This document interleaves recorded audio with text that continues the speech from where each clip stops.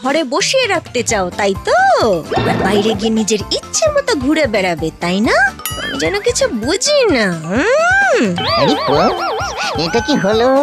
আমি তার মানে মানুষের মনের কথা শুনতে পাচ্ছি। এরা দুজনে তার মানে বাইরে যতই গালাগালি করুক না কেন, মনে মনে একে অপরের দিকে গোলাগুলি ছুঁড়ে দিচ্ছে। তুমি মরলে আমি আর একটা বিয়ে করতে পারবো। হ্যাঁ, আর আমি মরলে তোমার ঘরে পেতনি হয়ে চাপবো।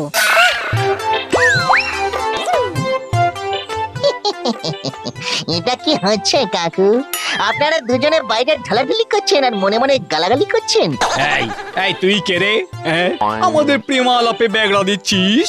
মাইসেলফ লিল্লু, একদম সরল মনে তরল টাইপের ভূত লিল্লু। আমি আপনাদের মনের কথা সব হিয়ারিং করতে পারছি, তাই বুঝতেও পেরেছি যে আপনারা একে অপরের প্রতি একদমই কেয়ারিং না। বরং কাকু চাইছে কাকিমাকে মোটা করে মেরে ফেলতে আর তারপরে নিজে আরেকটা বিয়ে করতে। সে কি? ঠিক আপনি যেমনটা চাইছেন যে মরে গেলেও কাকুর ঘাড়ে পেতনি হয়ে বসে থাকতে। এত বড় কথা?